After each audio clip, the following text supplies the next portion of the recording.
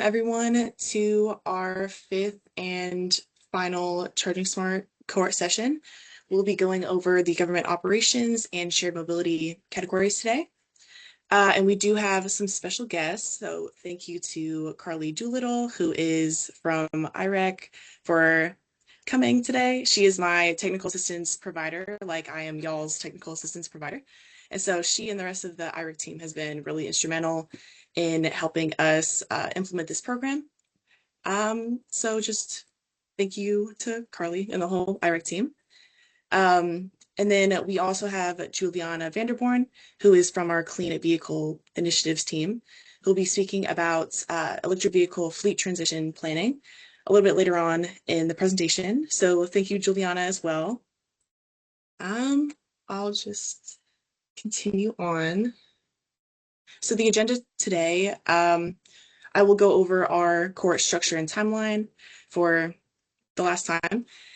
We have some exciting updates, and then I would like to hear updates from y'all, and then I'll go over the bronze designation requirements, as well as the government operations category, and then I'll give the mic to Juliana for speaking about EV fleet transition planning, and then I'll take it back over to talk about the shared mobility category, as well as hosting a bit of a group discussion if we have any questions or anything. And then I'll discuss next steps.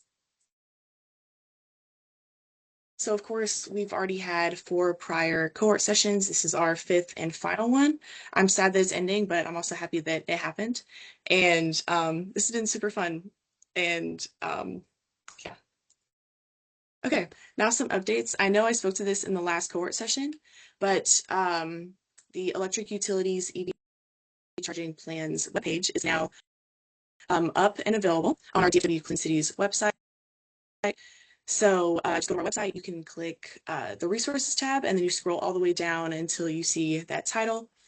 And the link is also here on the slide if you would like.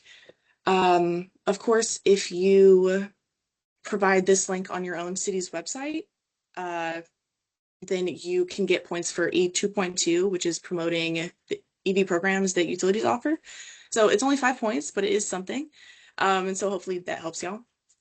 And then I did speak to this in the last cohort session as well, but the local resources document is soon to be accessible in both the Google folder and the Teams channel. We're just working on refining it and making it perfect, and then it should be up and running soon. And then lastly, the most exciting news is that Arlington has submitted their application for bronze designation. I wish we had like a little applause sound effect or something, but right now I'll just clap. Um, so congrats to Tanner. Yes, Tanner's here. He's at a conference, so I don't know if he can turn on his mic or speak or anything. Um, Tanner says thank you. Okay, awesome. Well, that's super exciting. So congratulations. And of course, I looked over that scorecard before we turned it in. So we have really high hopes. Um, yeah. And of course, this is also something that y'all can get too. So yes, exactly. Love that, Melissa. Um, and so yeah. So this is accessible, and I know some of y'all may have like a lot of work to do, or you may be the only person working on this project, but still remember that you're not alone because you have me and Jared and Carly for any help that you need or any assistance. So you're not alone, and just because the cohort is ending, it doesn't mean that the technical assistance is being shut off as well. We'll be doing this for as long as we can, and I always love answering y'all's questions and helping in whatever way that I can. Okay, that's super exciting. And now I would like to hear from y'all. So kind of what updates do you have? What has been going on? And do y'all have any questions for us? So I'll just start calling on people. I think I see Melissa first. So Melissa, would you like to chime in? Absolutely. So I've actually been working with our facilities person on our EV chargers and our ones that are publicly available versus private. We just did a ribbon cutting ceremony for our very, very large public safety building that's going to be housing our police and our fire administration station one. And there's actually some chargers there. So as the tour was progressing, of course, I'm asking the questions like, is that publicly available? And, is this one accessible for everyone? So definitely got that on the brain. But the past task that we've been working on is I submitted the information about our EV charging stations. And one thing that was great about bringing up is that our facilities team did not necessarily have a program maintenance planned for these items, that nobody was really going and checking on the condition of the EV charging stations or the cables or anything like that. So part of the requirement was to, talk about how are these being maintained. So I'm happy to report that we now have all of our chargers on a monthly program maintenance schedule to double check all of those. So that's an improvement that we've done within that's because of this designation. So that was really, really cool. I've also been working on the maps and the links for where our charging stations are located. I've reached out to the Department of Energy for their alternative fueling station data locator or something like that. Mhm. And we will be submitting additional information to them so that they can include that on their map. There was a slight concern from our community relations team about ADA compliancy for embedding that map that they've got. So I think that we'll probably end up trying to do maybe a link or something like that to it, but we're working on those particular portions of it. We also did the fleet analysis through the DRVE tool, and I have the results up there on that one as well. So we've got some pretty good movement the past couple of weeks. That's awesome news. I love to hear all the great things that y'all are up to. And especially bringing up the operations and maintenance, because often that's possibly overlooked. Hmm. So, that's awesome news. I love that you could, or that y'all did use the DRVE tool, and also that y'all have new stations opening up. Um, yeah, Jared? Oh yeah, Melissa, just real quick, want to ask that maintenance schedule got those on. Glad you're able to uh, get some improvements through that through Charting Smart. Is that through y'all's in-house staff looking at it, or did y'all find a company to come and do the maintenance? That is going to be through our own in-house staff, since this is kind of something new that they haven't done before. If they find any particular things that do need updates, that are outside of our control, then we could look outside for that one. But right now, everything, I looked at some of the documentation that the program resources guide had provided as far as steps looking into examining the stations themselves, checking the cables, those kinds of things. So those are things that we're already equipped to do in-house, but if there's anything more, then we will seek outside control or outside contractors to be able to assist us with. Cool. Okay, that's very interesting. Thanks. Hmm. If y'all need help submitting those new stations to AFDC, let us know because we do that all the time, so we can help you out with it. Roger, thanks for that. Okay, awesome. Well, thank you for sharing. It's great news. Um, okay, next person I see is Gerald. Would you like to share? Sure. Thank you very much. Good morning, everybody. My name's JP or Gerald Duque. I'm Director of Planning and Development Services with Richland Hills. And I've got actually Cindy Jones on this call as well. She's interning with us this summer and has been a blessing just because obviously we've met a handful of times and this has been an effort that's been a difficult one to get off the ground just with all of the various work that we've got going on in the community right now. But fortunately, she's been with us for a couple weeks now, and she's been taking this, this kind of effort as her top priority, which has been great. I know she's been reviewing our zoning requirements and our memo. That's essentially kind of under review right now, and is in the early stages of looking into putting together that permit and that checklist. And so we're hoping over the next month or so we'll be in a much better place. I have had some conversations with Scott from Encore, not necessarily specifically regarding EV efforts moving forward, but we do have a bunch of other projects going on, and so I do have a close relationship with him. So that should be a pretty seamless interaction in the near future. But there have been some sites that we have been specifically locating around town that we'd like to open up communication with the property owners to see if there is some sort of agreement we can come to for some future spaces over there that we can designate for EV. And so we've got, we're still very early stages and a lot of work to do, but I can finally feel that, the ball is rolling, and, definitely would like to thank Sydney for her assistance in this process. Right, that's awesome news. I'm glad that y'all have some things in progress and that you're also uh, you're having help from Sydney as well.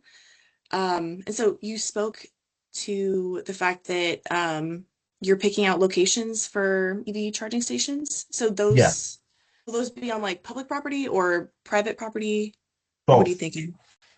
Oh, okay. Yeah. So we've Um, got we've got like kind of a compound that kind of houses all of the city, municipal buildings. It's got a pretty large parking area, and so we're looking at certain areas within our, our parking lot that could be designated, as well as a private piece of property that's got a massive parking lot. It used to be a Sam's Club, and then Sam's Club ended up leaving maybe 20 years ago, and so it was eventually kind of remodeled and redeveloped in a way that it became multiple suites, and so there's way too many parking spaces versus the type of uses that we see filling that building now. And so not only is there way more parking than we need over there, but it's also right off the highway. It's right off of 820, and so it just looks like a great location for potential charging location. And so we've been kind of eyeing that as a private position, as well as hopefully work out some sort of agreement with the owner there. Okay, awesome. That's great news. And I would also like to say that for your public sector properties that you're looking at for charging stations, you could apply for the CFI community grant. I'm going to speak to this a little bit later. I have a whole slide Okay. dedicated to it, but we are um, putting out a call for projects soon. So that's just something I wanted to kind of put out there. Anyways, Good to I'll know. speak to that later. Great. But Thank you very much. Good to know. yeah, thank you for sharing. Next person I'm seeing is Jody Kaysen. Yes, I'm Jody. I'm with the city of Grand Prairie. Um, right now, we are just we have purchased some EVs, or ordered I think 8 Ford Lightnings. We are waiting for them to come in. I don't think they're supposed to be here till the fall. Um, we are also looking to. We had about $28,000 left over from our EECBG grant after we purchased 2 solar EV chargers, and we had a little bit of money left over that we're going to put to purchase of another EV vehicle. But we're trying to buy that locally so that we can get it here now, and so we can seek our reimbursement from that EECBG grant. Um, and so Um, and that's really about where we're at right now. So that's about all I've got. Okay, awesome. That sounds great. Um, Make sure once you get those purchases in and those invoices in, you could add that to your scorecard for the verification documentation. Okay. Um, and also having the solar carports is yeah, the carports Yes. with the solar involved. You can also Hmm. get extra points for that as well. So I Okay. just wanted to point that out. Okay. But yeah, that's great news. So thank you for sharing. And then Daniel Humbert, would you like to share anything that's been going on? Yeah, there's not really any update as far as like new projects, so it's really just me calculating what we currently have. Because we have like a few different EV parking spaces and other things in the city. So nothing too big. That's okay. That's okay. Um, so do y'all already have EV charging stations on your public property or Just private as far as I'm aware. okay, okay. Cool. Thank you for sharing. Um, and then lastly, Tanner, would you like to share? I don't know if you can speak right now because you're at a conference, but just put in the chat anything.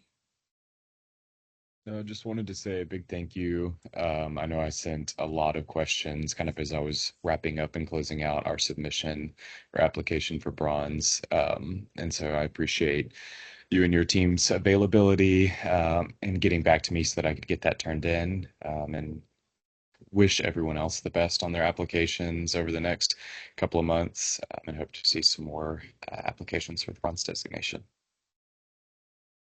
Absolutely. And we don't mind answering all the questions.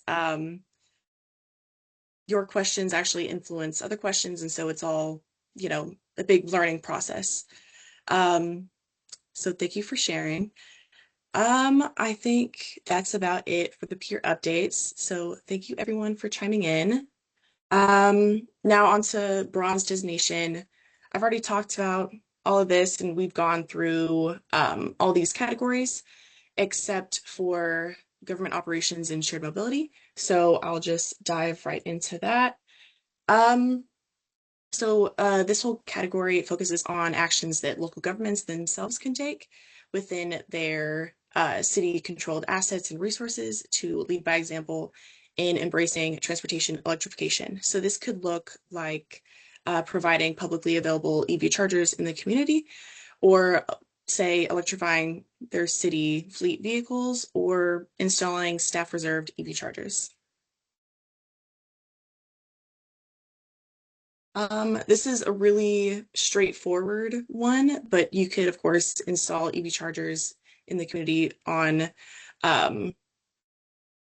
city-owned property. Of course, you would have to meet national standards and then plan for ongoing operations and maintenance. But for verification, you would just provide a photo of the station, invoices, or other evidence, and then, of course, describe the location of the station so we know where to look. So here is what the city of Mesquite did through their 2022 congestion mitigation and air quality improvement grant. That grant covered the cost of purchasing and installing level 2 EV chargers. And so this is a picture of what the chargers look like, and here is a link to where I got the photo and where they cover the grant. And so I would just like to briefly cover this. So this is our federal highway uh, charging and fueling infrastructure community call for projects. This is opening on July 25th, and it'll be going for 3 months until Halloween. Of course, for the eligible projects, it's all just installing charging stations on public sector property in the 16-county NCTCOG region. We have funding set aside for the 4 rural counties, so Navarro, Erath, Palo Pinto, and Somerville. Some examples of where you can put these free EV charging stations are sports complexes, parks, city halls, community centers, libraries, really anything that is owned by the city or public sector property. And of course, you will also have to meet the relevant standards of 23 CFR 680. This is a NEVI standard, and I don't know much about the technical aspect, but I believe it includes the open charge point protocol, so that the charging stations can communicate with the charging network. So the eligible applicants include y'all, the public agencies, including cities, transit agencies, school districts, and universities. For procurement, NCTCOG will conduct the vendor procurement, and that includes operations and maintenance. So through federal funding, NCTCOG will provide up to 80% of the total project cost, and then the 20% rest of the funding will come from the private sector, so the EVSE vendor. So really, this should be completely free to cities. So this is a great opportunity. And then at the next RTC meeting on June 12th, we will be discussing this. And so once we get approval, we can then kind of get along with the call for projects. So it'll be on our website. Y'all will probably get an email about it. June 12th of this year. So super soon, in like a week or two. Yeah. So I just wanted To to clarify, put that out there. Caroline, I think June 12th is, we just went for RC approval last month, so y'all can go see that presentation. But then July 10th, I think next Thursday, we are going to open it, or get approval to open it. And then we'll actually open it July 25th. So all within this month, we hope to open this call for projects. And it'll be open until October 31st, as Carolyn mentioned. Yeah. Sorry, I said that wrong. That was confusing, in hindsight. But yeah, this call for projects is opening up soon, so keep your eyes and ears peeled, for that.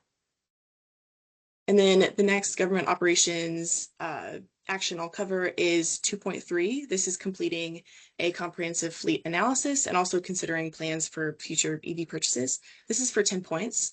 So for this action, you would just evaluate opportunities for vehicle electrification across your state-owned fleet. And you could assess factors like duty cycles, typical routine or route lengths, and or service periods, parking locations, and vehicle ages to determine the compatibility of EV procurement. And completing this action does also satisfy G2.2, which is completing initial fleet assessment. So if you do this action, which is 2.3, you can get points for both of those actions. So for a total of 20 points.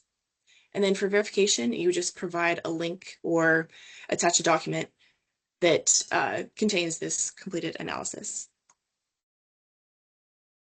So as an example, this is what NCTCOG did for the City of Commerce through their Rider 7 grant. And the Rider 7 grant was a project funded by the Texas Center for Environmental Quality to conduct an emissions inventory for 3 fleets in Hunt County. So they used the A-Fleet tool to estimate fuel use, emissions, and the cost of ownership of fleet vehicles. And then they used that assessment to identify potential vehicles that could be replaced by alternative fuel vehicles. And then they calculated those emissions if those AFVs were adopted. So some of the old vehicles are some Tahoes and Silverados. And then as a replacement vehicle, they suggested some hybrids, plug-in hybrids, and electric vehicles. Okay. And these are some of the links and some of the resources that I spoke to. So this should also be in the program guide, but it's always good to include here. Okay, and I will pass it off to Juliana to speak about electric vehicle transition planning.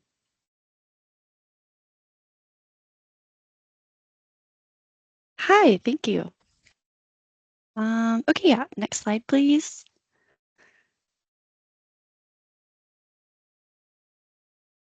Okay, so yes, Carolyn introduced me, but I will just quickly say I'm Juliana Vandenborn. I work on the clean vehicles side of our team, so primarily help fleets with any questions related to transitioning their fleet to any alternative fuels, and also a lot of grant funding questions. So this slide just shows kind of a general outline of what we've come up with for developing a transition plan, which again could be implemented for any alternative fuels, but today I will focus on zero emission vehicles, which of course is battery electric and hydrogen fuel cell. And then I'll go through each of these steps on this slide individually, and then just note that although we're going through these steps, these different steps on kind of that step-by-step process, a lot of these may happen concurrently, so just keep that in mind.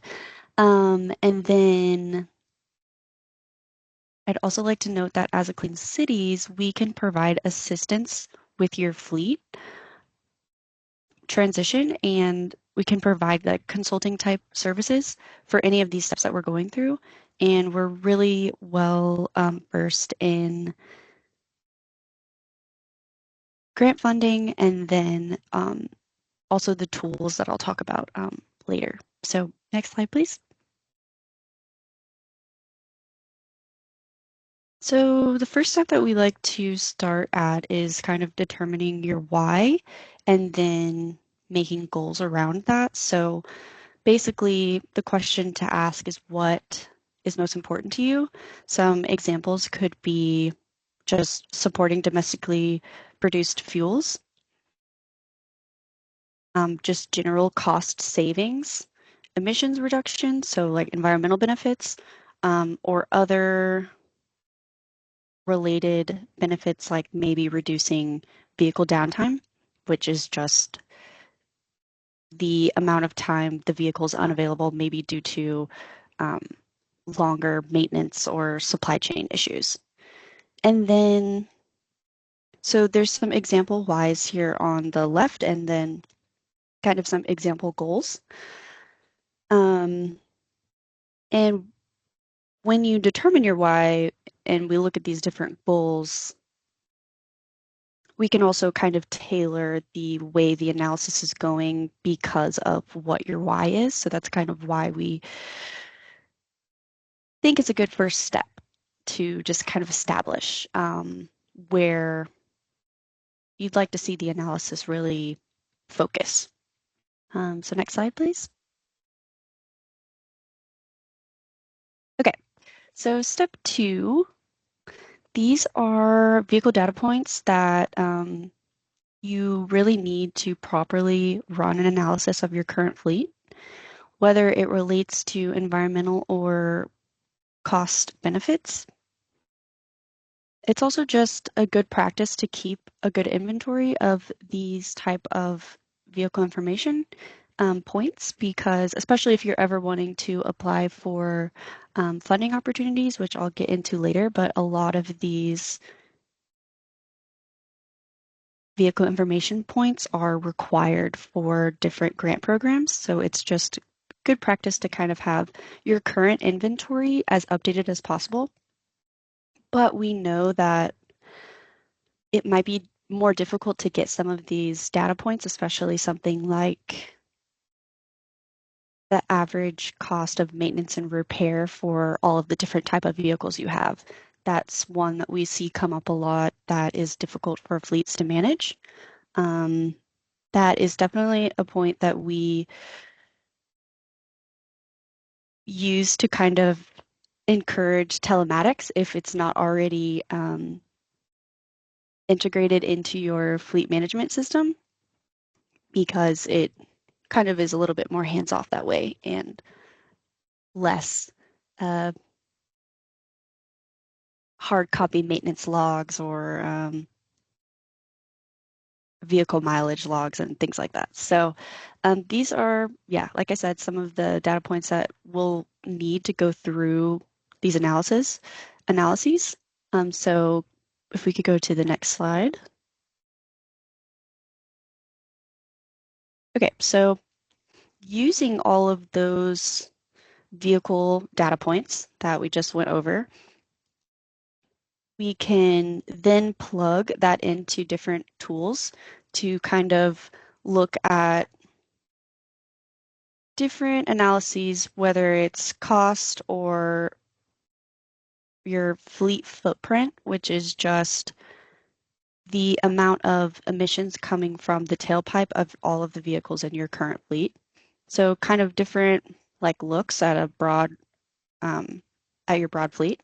So one of the tools that we use consistently and we recommend is called the Alternative Fuel Lifecycle Environmental and Economic Transportation Tool So the acronym for that is A-Fleet, and it's much simpler to say.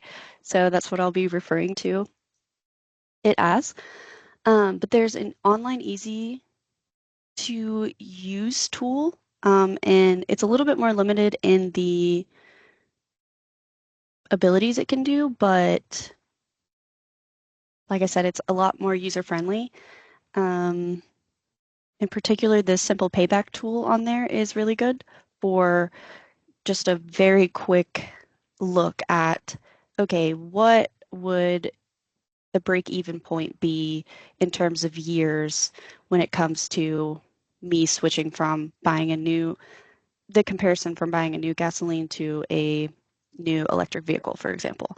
You can kind of play around with that, and it's very easy to use online. Then there's a second version, which is a really massive Excel spreadsheet. And it's a little bit overwhelming, to be honest, but we use it all the time, and we're really familiar with it, and we can do lots of different calculations and analyses on it for you. So this version of the tool has a lot more ability, and we're happy to help with it. And I'm going to go through some examples, but then also on this slide, there's some other really good environmental and economic benefit tools through several other government agencies that several other government agencies have provided. So I'll go through some examples now on the next slide, please. Well, in 2 slides, I guess. So this is just a quick look at one of the other tools that was mentioned on the last page. So these screenshots are from a tool called fueleconomy.gov, which is a great tool that was created by a collaboration between the Department of Energy and the Environmental Protection Agency. So after you kind of have a look at what your current fleet is looking like in terms of fleet footprint, which is just, again, that tailpipe emissions, then you can kind of see where you can make changes, and also just having the updated information on all of your vehicles. So maybe you're looking at wanting to change vehicles that have really high mileage, and this is kind of a way you can have it in all one place, and then you can see what are good replacement options for new procurements. And so then you would get to this step and kind of, after you've identified those, and you'd say, okay, I have 5 light commercial trucks that I want to possibly switch to an electric vehicle, and then you can go on to fueleconomy.gov or the Alternative Fuels Data Center, which are 2 online tools, and you can actually kind of match up what you currently have in terms of like operations to a comparable electric vehicle, and you can do like these side-by-side comparisons. So these are really, really great tools to kind of find all of the available vehicles in one place. There's so many new, especially in the electric and hydrogen spaces, there's all of these new companies coming online every day, and it's kind of hard to keep up with it. So this is a really good place where it's all in one place. Next slide. Okay, so this is an example of what the results from that A-Fleet tool that I was talking about can look like. So on the left is a total cost of ownership comparison between a new Chevy Blazer that's just standard gasoline and a new Chevy Blazer that is all electric. So this is using all A-Fleet defaults, which what I mean by that is the tool has aggregated data from across the nation, and they pull in all of these they calculate all of these averages from that data, and then they give it to you as what we call defaults. And so if you are missing something from that fleet, your fleet inventory that we talked about at the beginning, like let's say you don't have good maintenance averages for your vehicles, A Fleet has a number that you can use, and they actually break it down by different vehicle types, because obviously a sedan is going to have very different maintenance than a refuse truck. So those defaults can come in really handy when you're doing these analyses if you don't have that information already. So just disclaimer that these examples are using all defaults. So that includes like mileage, that includes maintenance and repair costs, it includes the cost of the vehicle, it includes your average fuel economy, and then also average cost for whatever fuel you're using. So in this example, it would be the cost of electricity and it would be the cost of gasoline. And then these examples are also over a 15-year total planned ownership, which is a little bit high in our opinion. That's what A Fleet is the default. I think maybe that might be more true in like a regular consumer scenario, but usually we see a lot of government fleets turn over their their vehicles a lot quicker than that. But that's adjustable, and any of these data points that I'm talking about are adjustable. And so if you have a fixed rate for your gasoline or diesel fuel, that's something that we can enter in, or you have a fixed rate for your electricity. All of those things are things we can enter in and really customize to your fleet. But again, that's why having that fleet inventory with all of that information is so important at the beginning.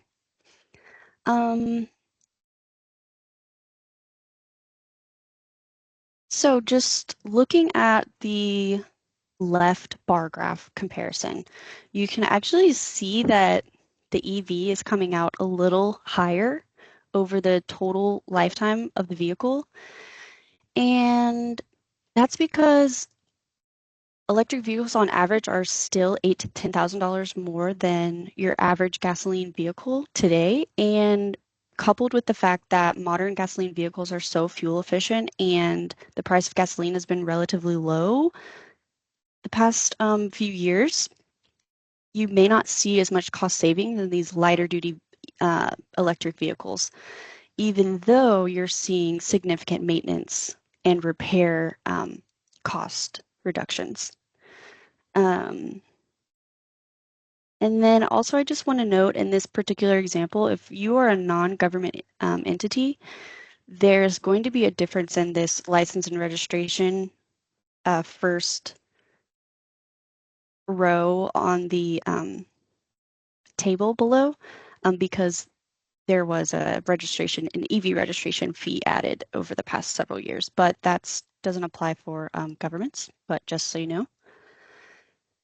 And then really quickly on the right, this is just showing the lifetime vehicle operation air pollutants. So vehicle operation air pollutants just means the emissions coming out from the tailpipe.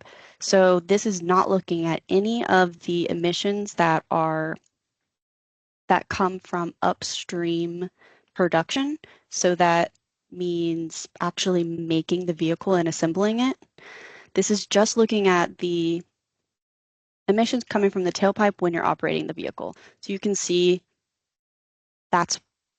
there's a massive drop on the electric vehicle side, which is why these are considered zero emission vehicles, because there's nothing coming from the tailpipe, right? Because it's not an internal combustion engine. But you can see a couple tiny small green bar graph, and then in the table below you see a 13 and a 2 for PM10 and PM2.5, which stands for particulate matter. So that is primarily coming from brake and tire wear. So it's still not coming from the tailpipe emission, but we do see a little bit higher brake and tire wear from electric vehicles because the vehicles are usually heavier because of the batteries. So next slide. This is just the same thing. It's just looking at a heavier vehicle. So you see a diesel refuse truck versus an all-electric. And in this example, you're actually seeing a reduced total cost of ownership for the EV. And where you're really seeing the savings is maintenance and repair. There's no DEF cost for an electric vehicle like there is for diesel, and then you're seeing pretty significant savings in fuel. So these are just some examples of what the A-Fleet tool kind of results look like. Next slide. So I mentioned before, a lot of these steps may happen concurrently when you're actually going through this process, and this is definitely one of them. Identifying grant eligibility should probably come up before you do some of those A-Fleet analyses, just because you would want to add them into your total cost of ownership if you're planning on getting a grant, right? And then maybe that would have made the electric Chevy Blazer example a little bit less than your gasoline one. Some things that I want to point out, though, is on this left side, we have consideration for vehicle funding, and these are sometimes overlooked. So a lot of requirements for grants is vehicle scrappage, which basically just means destroying the vehicle that you currently have that you are replacing with, that you are getting a new vehicle to replace. And just for context, the agencies that are providing rebates or grants, this is how they track the emissions benefits for their overall program by taking off a vehicle off the road, which is the old vehicle, and destroying it. And then that's how they realize the emission benefits. So that's kind of the context for it, but it is a requirement for a lot of grant opportunities, and it might pose an issue because some people do, regularly try to auction off their old vehicles, but in these scenarios, you would have to scrap it.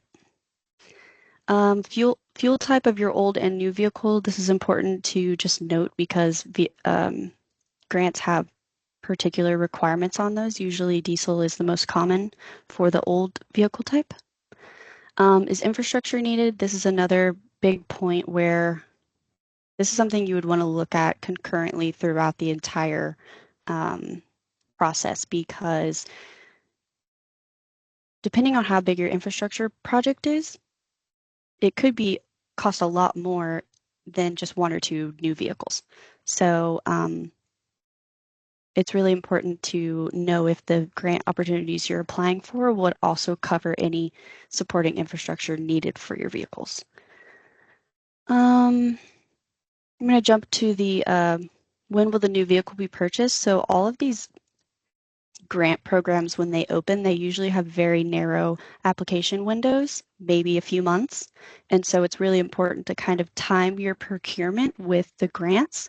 Otherwise, you would kind of miss that window. Next slide.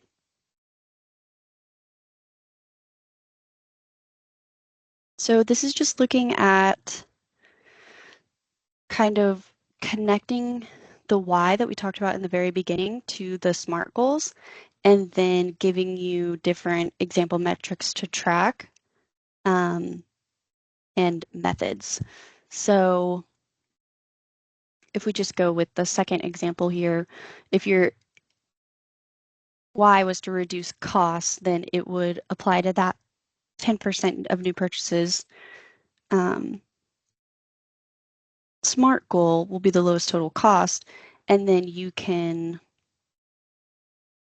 kind of see those particular metrics that you would need to track, and then we could look at the method of actually tracking it and how it would result in like an A-Fleet or a different methods of that. So this is kind of the during deployment, and then also evaluation part of your fleet analysis, which is important because you want to follow through and see if all of the planning really does make a difference, especially in something like reducing costs, right?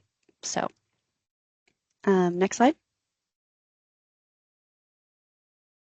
And then finally, this is just kind of a nice flow chart of infrastructure planning. Like I said, this is really one of the big steps that you want to get started thinking about early as possible. This is one that's going to happen during all of the steps that we just went through, especially if you're planning something like electric vehicle infrastructure charging, because we know sometimes these can have long lead times and publicly accessible EV chargers might not always be reliable. So these are something that you want to coordinate with your utility and all like facility management at your particular entity as soon as you can. And this is definitely one that just you want to be aware of throughout the entire process of your fleet transition. Next slide. So this is just a little get involved. You can scan that QR code or email at us at cleancities at nctcog.org if you want to talk about doing a fleet analysis with us. We would be happy to help. And then I think that's it for me.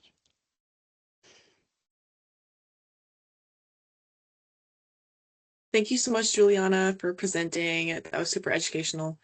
Do we have any questions for Juliana? Okay, awesome. All right, I will continue with the shared mobility category. So this category focuses on electrifying public transit, school buses, and micromobility.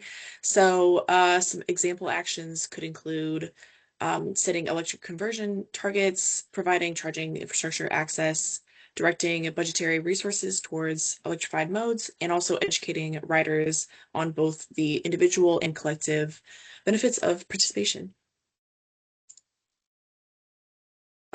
So for S1.1, you could work with your transit operator to complete an assessment of EV transit or paratransit conversion opportunities, and this is for 5 points. So this assessment should analyze route characteristics, charging requirements, fuel maintenance, cost savings, available incentives, and more. And of course, please contact us if you're interested in this or if you need help connecting with local transit agencies. Of course, we are a council of government, so we have a lot of contacts, possibly too many contacts, but we'll know someone and we can help connect you with them. So for verification, you would just provide a link to or attach the assessment in the scorecard. So for this example, this is actually what Arlington did for their zero emission fleet transition plan. So the proposed transition, and they proposed the transition of their on-demand service vehicles, which is kind of like their public rideshare service. So they really prioritize the transition of both the oldest and the highest mileage vehicles, as well as gasoline vehicles before hybrid vehicles, which is totally understandable and reasonable. Um, and also they noted that replacing their wheelchair accessible vehicles will depend on the availability of those electric vehicles on the market.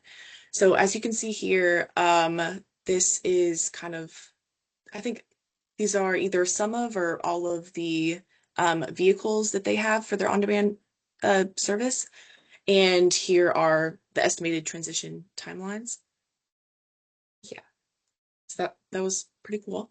And then the next action I'll go over is S2.1. It's really the same as the last action, except you're working with a school district to assess their school buses and see if there are any EV conversion opportunities there.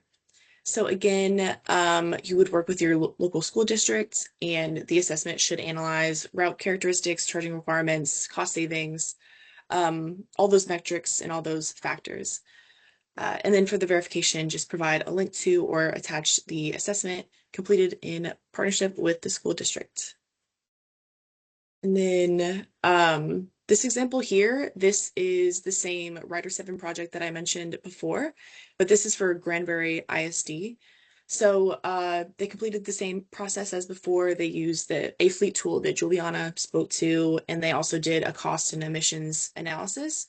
And so I know right here in this chart, they're showing the replacement suggestions, and I don't really have the original inventory here, but most of the original inventory was diesel and gasoline. And so most of their suggestions were either electric or hybrid electric. We still have some gasoline and propane, but overall it's a bit cleaner. Yeah.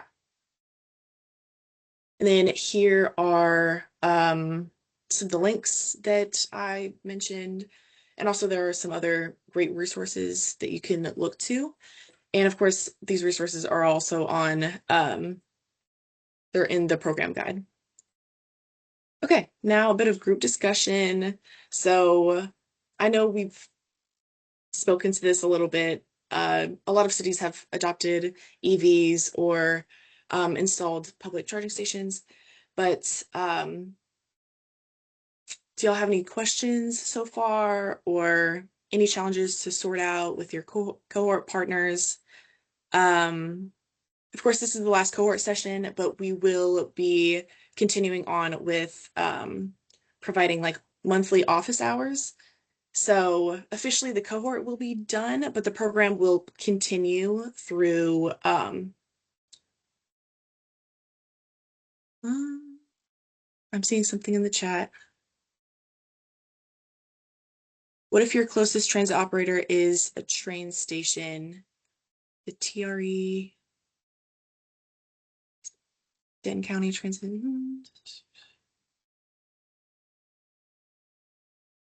Yeah, Melissa, I'm thinking there maybe DCTA would be applicable. I think they run bus routes through Louisville, but I might be wrong. So they actually switched to like a what they're calling go zone, and Oh, that's like yeah. an on-demand kind of thing. But I do know that the biggest public transit that they offer would be the trains, which I'm fairly certain those are electric anyway, I think. So I didn't know if something like that would be in consideration for shared mobility or not, like if we just had discussions with them about, what they're providing, what they're doing.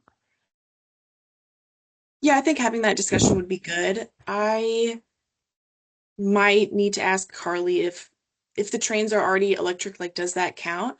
I think let me go back to that slide. I think And I don't know that for certain, but I'm just kind of assuming. So I'd have to do a little bit more research on that end, but I didn't know if like, I mean, train operators would be included in this one or if it is designed to be just like passenger vehicles or something like that. yeah, my thought Yeah, would be kind of buses, but yeah, I'll let Carly take this over. I also was gonna say I think it is mostly talking about buses. But we could think about this as an innovative action option to try to get some criteria points. If you want to send, I don't know if you have my email. So if you want to send Carolyn an email, Carolyn can send it to me. And the rest of the team can talk about it and get back to you what we can count it for. Okay, thanks. Okay, awesome. That's a great point. So I'm glad we brought that up. But are there any other discussion points that we'd like to speak to? Any other questions? Because if not, I could just go to kind of the last slide. I know we have 3 minutes left. So continuation of the program. Of course, continue addressing your actions to achieve bronze designation. Um, I will be doing regular check-ins on your progress, and if you need any help, if I can provide any assistance through email, so that'll probably be a once a month type of thing. I don't want to bug y'all, but I do want to give some light encouragement, things like that. And then I will be setting up monthly office hours. So that will just be an hour period where anyone could drop in. It'll be super casual. And if you have any questions, if you would like to go through any verification documentation or looking over a zoning review memo or um, yeah, seeing what else you have to do to get to bronze, we could totally cover that in the office hours. Um, and then, of course, just a reminder that the designees will have a celebration in November or December. We're thinking that that will be hosted at the Fleet Recognition Awards. Of course, it's a few months away, so we haven't done much official planning. So, but that's just kind of what we're thinking right now, and that should give y'all a few months and a good ample amount of time to kind of get your scorecards sorted and that sort of thing. So I know we only have 2 minutes left, but thank you everyone for coming to these cohort sessions. It was so fun and educational talking with y'all, seeing what goals you have for your city, and seeing all the hard work that y'all have put in to this Charging Smart program. So thank you so much, everyone. And I will be keeping in contact with y'all. Um, okay, well, I'll see y'all at the office hours. If you would like to come, it's optional. But again, thank you, everyone, and y'all have a good rest of your day. Thank you, you too. Go. Thank you.